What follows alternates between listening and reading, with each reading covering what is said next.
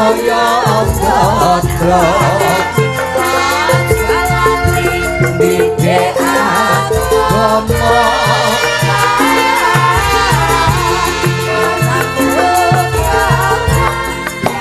sedaya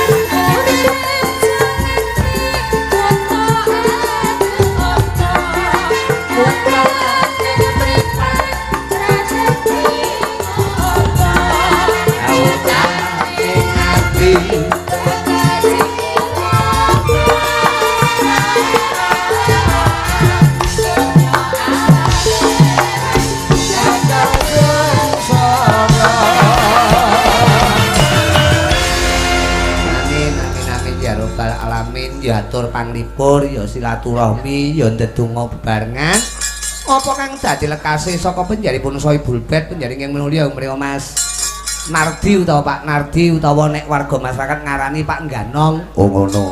Panjenengan padanan kok nduk parapan kaya aku kuwi Rudi celuk aku ya Gareng. Oh padha karo ngono kuwi. Sing ibot kuwi jenenge Agus, sing ibot kuwi ya celukane Mas Mendes ngono kuwi ya anu ya. Terus sing ibot sitoke sing enom kae jenenge Jovan. Oh. Celukane WA. Lho, dadi kabeh iki carane iki beda-beda, Nduk. Kaya ngono. Kuwi men saya akrab nggone Sarawungan. Oh ngono. Terima kasih Pak Nardi, juga tidak lupa inggih menulya Bu Kasih. Kapon nyata tasakuran ingkang putra menika mambiya wujuding seger warasan murasan ndang pangan rejeki Ude Jaya Mulya tansah manggih wujuding kajayan lan kamulyan Allahumma alhamdulillah ya iki tahun ketiga awake dhewe tinimbalan nek sing biyen karo kae ya rong wengi nduk sing semalam awake dhewe sing hari kedua ya kae ya hari pertamane ya kuwi Mas Bayu Aji putrane Swargi Mbah Hanom Surata jaman semono terus anu tahun kedua ora lali ya ki awake dhewe besuke genti Mas Cahyo Kuntadi. Oh ngono. Dalu menika tidak kalah dengan event-event sebelumnya, Nduk. Pak Nardi sak keluarga lan Ude Jaya Mulya menika gelar wayang kulit tanggal 21 iki awake dhewe. Tur kena diarani aku ya nggawa anak wedok sing saka Kediri kene, ya kuwi Genduk Niken Salindri. Oh wis rawuh. Wis kesore mau. Uga tidak lupa mengke apa UCS sapa Uncek Sanusi. Oh ngono Mas Uncek. Kaya diaturi minggah digoleki wektu sing prayoga nggo nggayengke swasana atur panglipur silaturahmi marang warga masyarakat Mboto Sidomulya Wates Kediri. Ya woting ati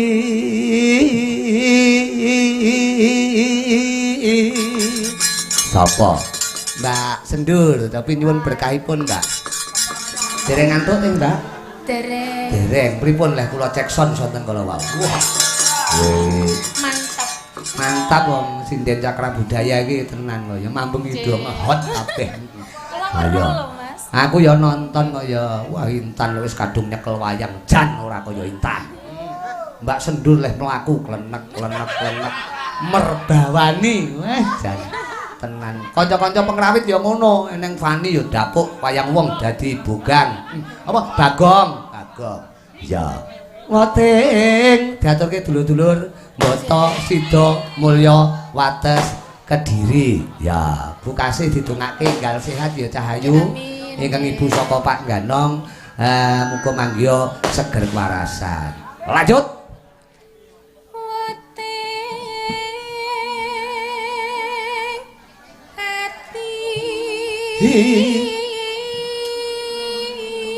Mereka juga ditonton dari penonton sing saka ketebian. Mboten supaya ning menawa pepundhene awake dhewe Mbah Amu Sidik Aman saka Pondok Pesantren Al Badrul Alaina karo Gus Audin lan pesona santri kabeh padha nobar. Oh ngono. Kuwi ya wayangan kok Januari nek ora kleru. Ya, neng pondok. Kuwi aku nggawa niken iki wis tak telepon esuk mau Pak Soleh sing tak telepon. Lho. Lah niken.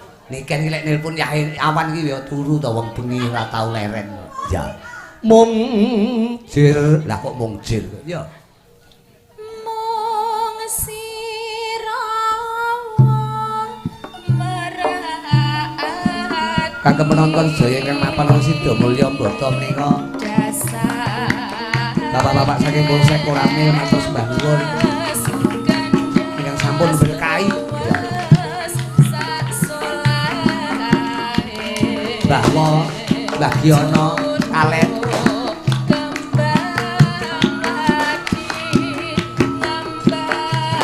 ambar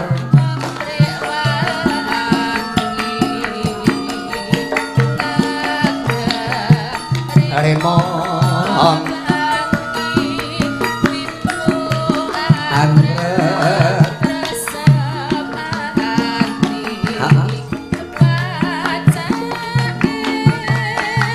tindak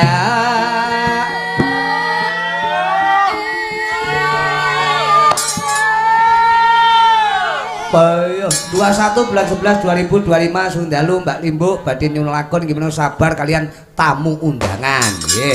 Mengatur matur danun saking tim parkiran Etan. Oh ngaten nggih. Assalamualaikum warahmatullahi wabarakatuh. Kirim digareng salam saking tim parkir Wetan. Woh, padha. Nggih. Nyuwun lagu gimana Banyulangit Gubuk Asmara kalian si kucing saking Enggam Bogem Gurah Kediri. Ya.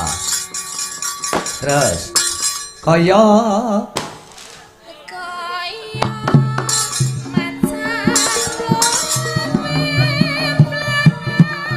sempal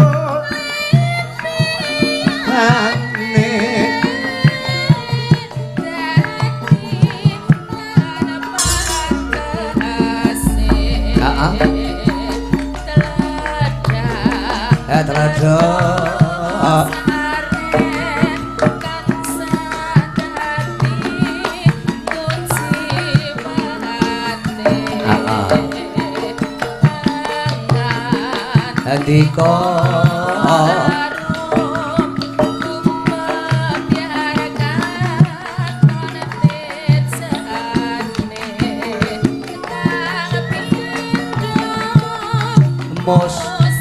Mustika ya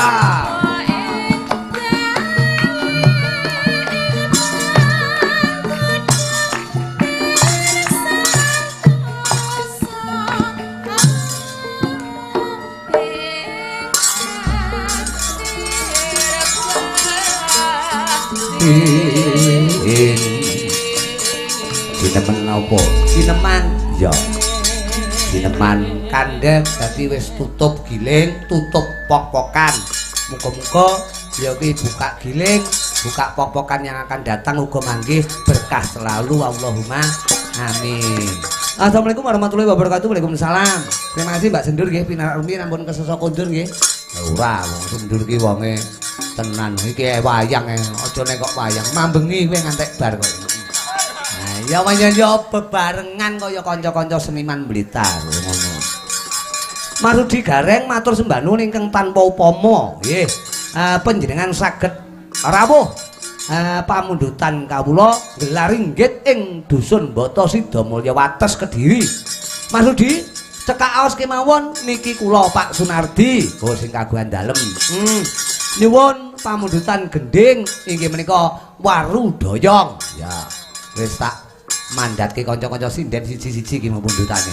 Iki Kang sak yaene ngantek pucet. Iya, Waru Doyong iki ya. Kaping kalih inggih menika Langgeng Dayaning Rasa utawi LDR nggih. Kaping 3 inggih menika saking Pak Bambang ngersaken Jakarta Indah. Kaping sekawan inggih menika Tresna Tekaning Pati menika saking Pak Nardi. Oh ngaten. Pun niku mawon Mas Rudi.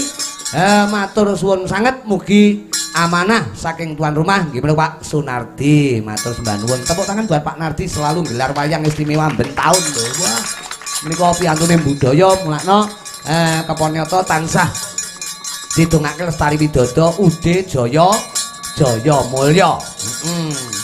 Dendet kae mulo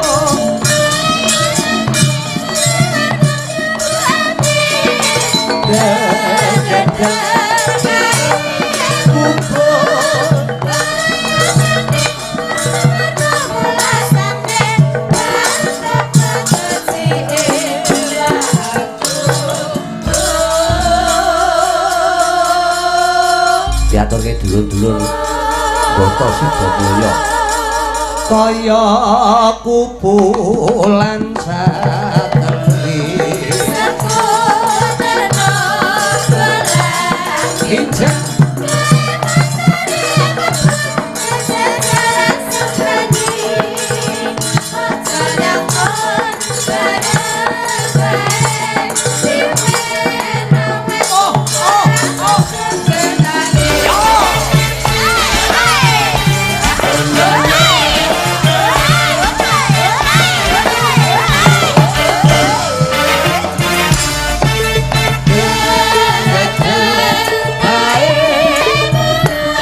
Kocok-kocok parkir ya Pak.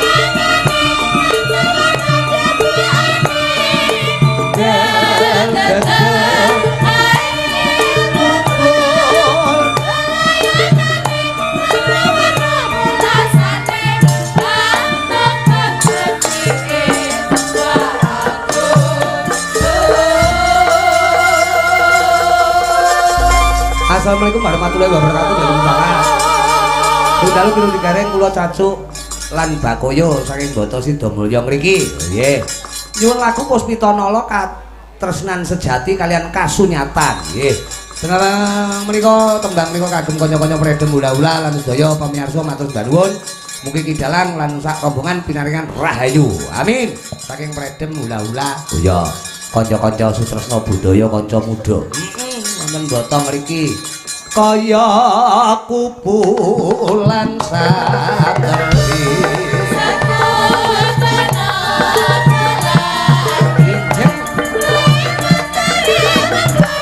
jangan sembrani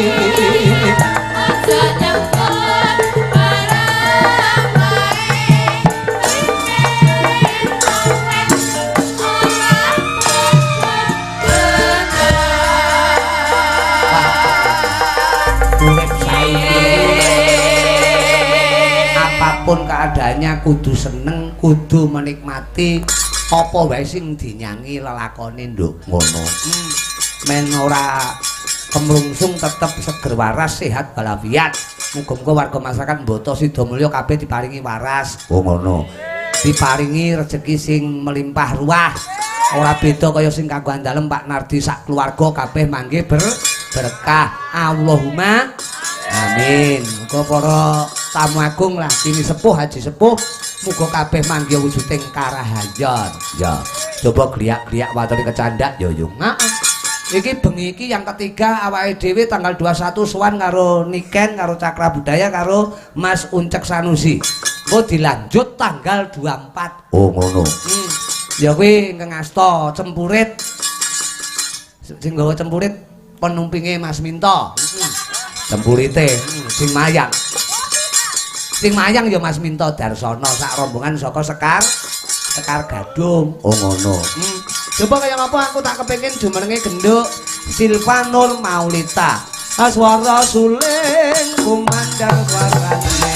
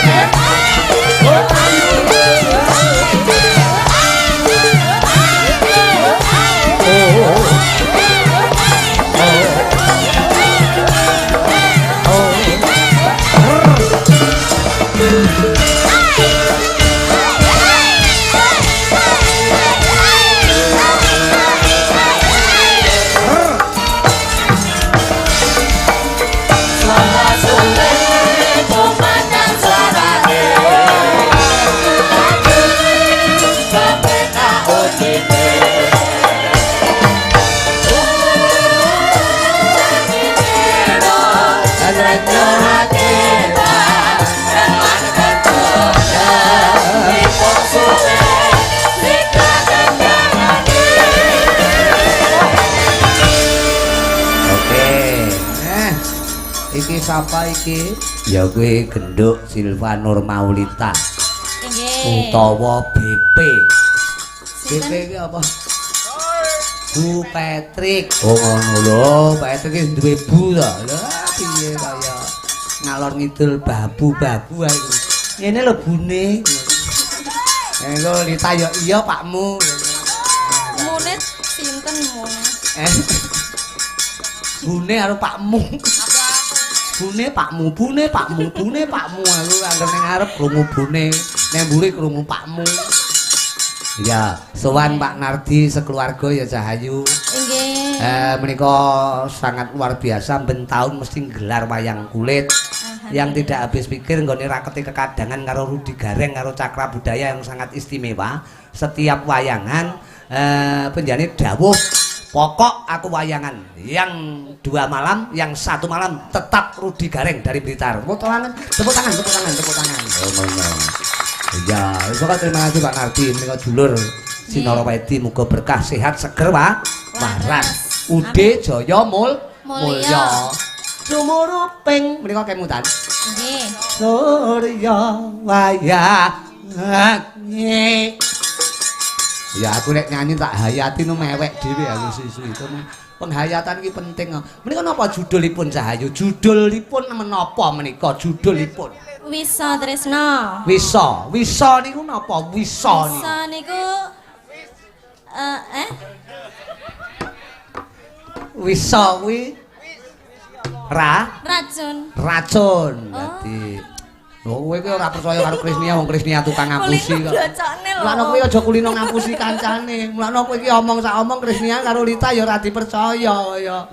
Wisa kuwi racun. Tresna kuwi nek dihayati tenanan, kuwi saka mangsa nek ora imbang kiwa tengen ya. Dadi loro-lorone iki ora sehati, sejiwa dan senasib sepertanggungan sehidup semati. Kuwi kaya wisa ngono. Kados Umpamane to, kaya to. Cinta bertepuk sebelah tangan niku to, Om. Cinta bertepuk sebelah tangan kok bertepak loh ya. Bertepak kok iya. Iya. Contone sok kala mangsa ki udah upamane ya wong ki demen ki lekase ki rena-rena lho. Pengen takon nomere. Nggo bareng wis roh nomor iki WA. WA niki wedi-wedi wani. Halo, ngono kuwi. Terus esuke iki muni tambah, halo cantik. Ngono kuwi. Terus bano sok mbene iki tambah gentine, lagi apa Bano suwi-suwi. Dari suwi-suwi I miss ngono suwi. Iya. Kuwi karepe ya I miss you maksude ngono. Teng mriki wonten Om, teng CBI wonten sing ngaten niku. Lah piye to ya panggah ana to wong isen-isene wong urip kok ya. Isen-isene wong urip. Nek sing di WA iki bojone wong. Lah. Sing lanang nyambut gawe ngantek elek, tekuk kringkel ora ketok apa-apa. Iya. Nek gur kenek udah makan belum? Sing lanang wis nyambut gawe ngantek mutah-mutah to paribasane. Ora ketok ya. Kuwi perjuangan cinta nalika jaman semono nduk saiki wis ora ana. Saiki mboten nggih. Dadi kanca-kanca kabeh iki wis aku ki ora enek wanita kejaba istri saya sendiri. Cah-cah ki sumpahe Cakra Budaya ngono kuwi. Cakra Budaya. Wah sumpah kabeh sing gender. Ora enek wong ayu lho Mas. Kejaba yayanku bojoku ki ora enek. Ngono. No ora sumpah wong urung dibojo ya. Dadi dhek sumpahe sapa-sapa pokok wedok ayu. Sumuruping ya Cahayu. Sumuruping surya wayah sore. Mendung katon lelimangan kaya berengi atiku rasa gelo. Kembang tresnaku ilang mus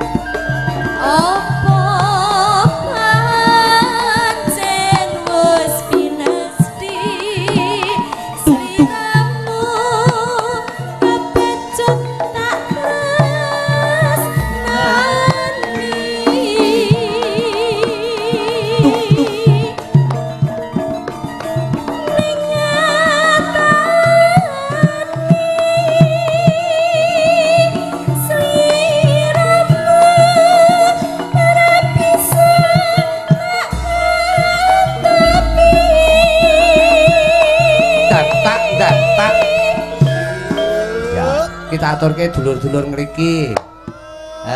Wonten Pak Bambang, wonten Pak Jun, mboten supen kanca-kanca sing padha mbiyada sabiyantu Pak Nardi sak keluarga nggone nindakake tasakuran dalu menika. Ya. Terus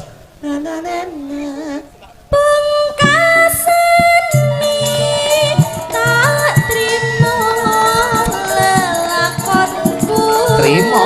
Ayo.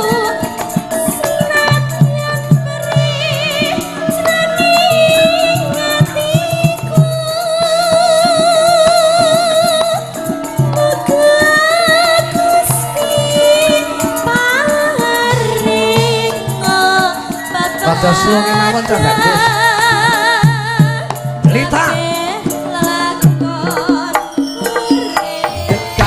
Dekat. Pak Nardi sang keluarga. Uge, jaya, mulya. Muga mangke berkah. Bukase sehat selalu Ibu. Ya nyuwun. Amin.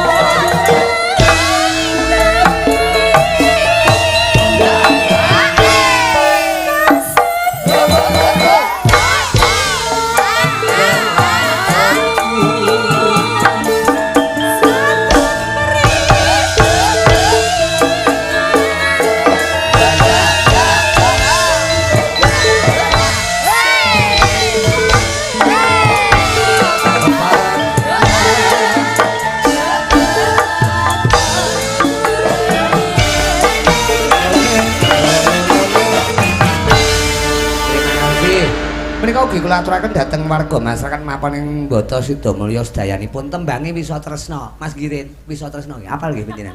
Lah apal kok ora nyanyi? Wisa Tresna. Ya, kuwi sahabatku kok. Wah, tenan pokok aku anggere jagongan ngopi karo Mas Girin karo Agus. Tenan semengi utuh kaya sing diomongne ora nek enteke ya. Dek kapan? Kapan-kapan. Urung to. Kapan-kapan ya, Mas. Pokok sing bagus sehat sedaya. Mula tembang menika ugi kula aturaken inggih menika ya iki. Assalamualaikum warahmatullahi wabarakatuh. Selamat malam Bapak Dalang, salam budaya. Selamat Hari Wayang Nasional. Semoga wayang kulit tambah digemari seluruh lapisan masyarakat. Salam buat penggemar wayang kulit semuanya. Minta tembang Lencir Kuning. Menika sudah ditransfer 1.500. Terima kasih. Wah, lha iki kena tuku rokok iki. Ya, menika saking Pak Eko Mugiono. Oh ngono. Jakarta. Ya, Lencir Kuning. Engko dionekke. Tapi saderengipun Matur nuwun Pak Eko Mugiono karo kanca-kanca sing ana Jakarta. Juga tidak lupa sing wonten Tulungagung, pesantren Al Baduan Alaina, Abahamu, Gus Saudin lan semuanya. Oh ngono. Juga tidak lupa apa sing dadi kasih penjenengan Pak Nardi sak keluarga muga manggih berkah Allahumma. Amin. Tapi yo kanca ning gisik gembira. Are rabe nyone sekono.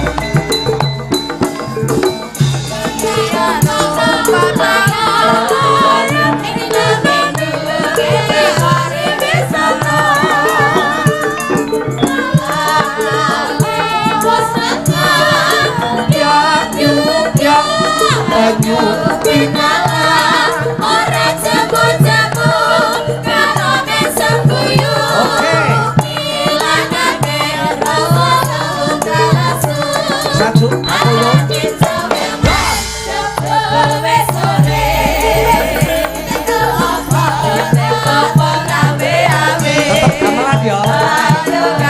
Urining katon. Sekali lagi.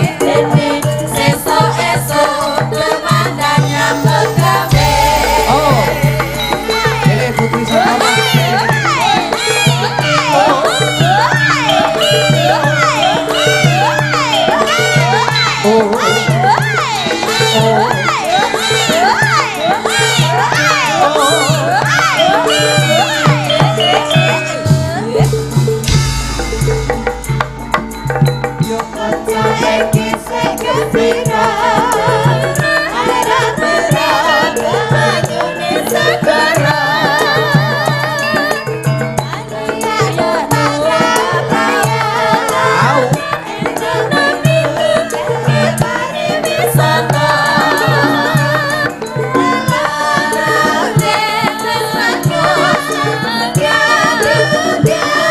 Banyu pinala ora jamu-jamu karo mesem guyu.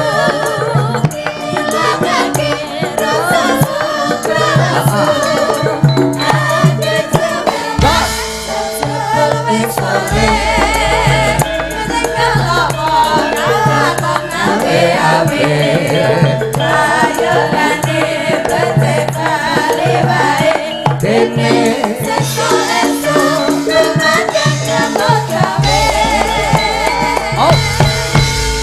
Sapa iki mbok cah-cah iki. Alhamdulillah dalu menika jebul pepundhen kula Rama Yai Amusidi Amanah mboten mresani wonten pondok, malah rawuh wonten Dalem Agung Pak Nardi berkah anggenipun tasakuran. Nggih sing dalu Abah, sing dalu Gus Saudin. Terima kasih. Wah, kaget aku. Iya.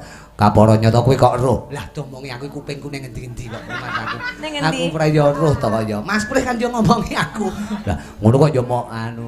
Terima kasih abahmu. Mugi-mugi wong ulama ya umarok seni tetep dadi siji nek kudangane panjenenganipun. Dalem menika berkahi Pak Nardi sak keluarga nggone nindakake tasakuran. Mugi-mugi Pak Nardi seger waras, murah sandang pangan rezeki sak keluarga klebu ibu. Tidak lupa inggih juga kang ibu Bu Kasih dipun paring seger waras ya cahayu. Amin. Allahumma amin. Mligi pundutan diaturke sing saka Jakarta, Nduk. Ya. Iki sampean di TF 1500 kuwi. Engko sing 1000 aku sing 500 sinden. Ya, lah yoga. Yoga ditukokne rokok sitok-sitok. Ya, sak pak sitok. Yo ngalah. Sautil. Mboten menika peparing saking anu Jakarta. Mulat marang solah bawa. Kuwi ya, bener ya?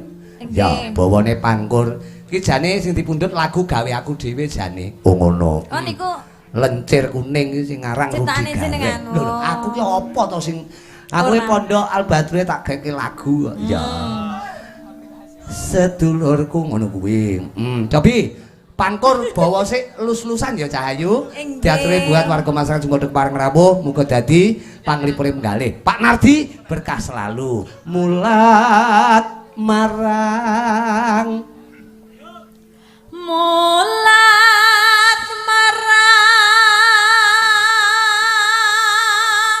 solah bawa.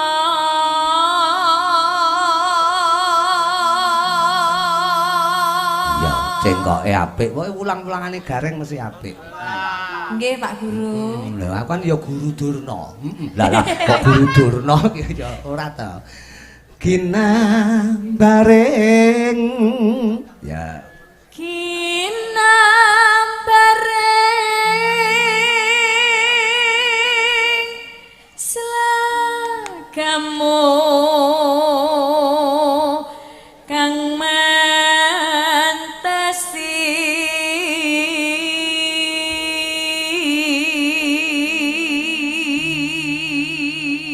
kowe biasane getak cocok ngono enggak niki aja. aja. Muga-muga bukasih seger waras. Nggih, Allahumma amin, amin. ora ilang Ora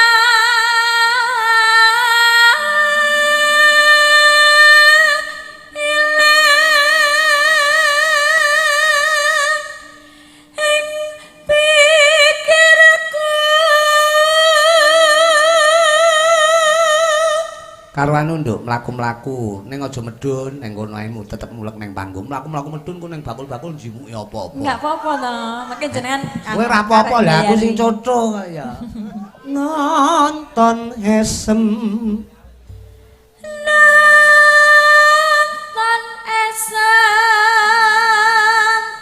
kang nyata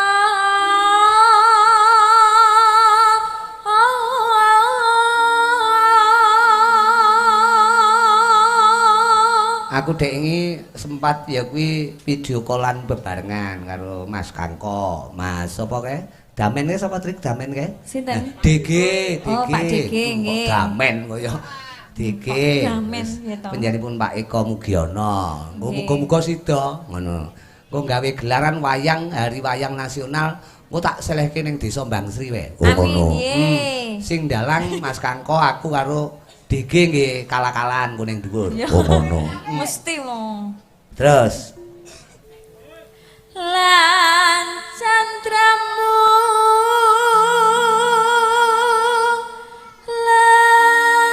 lancer kuning kang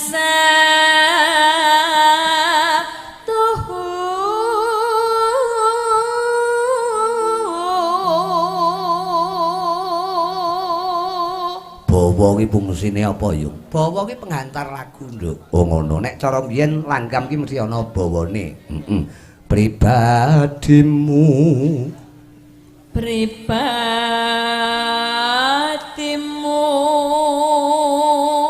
dudut nolong Terus kelotenan yen ra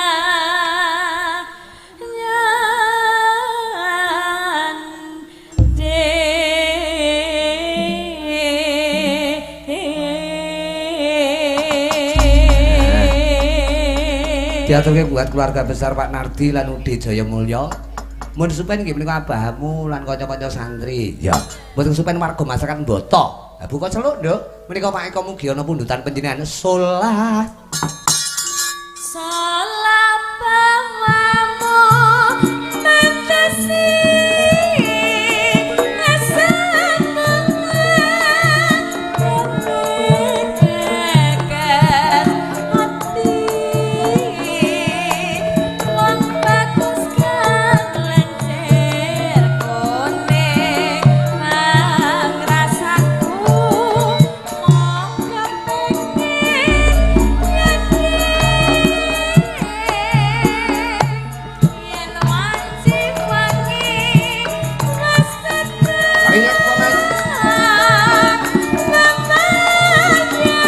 Wayangmu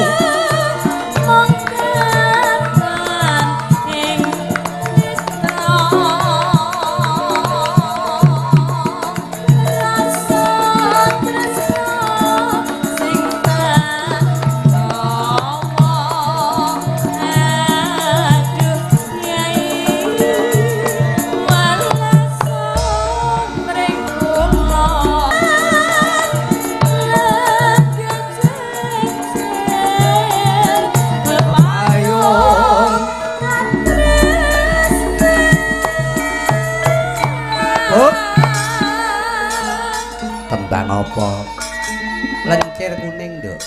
Rilek mawon kuwi digawe jahe pong mlaku ya, Le, trik. Ya. Terus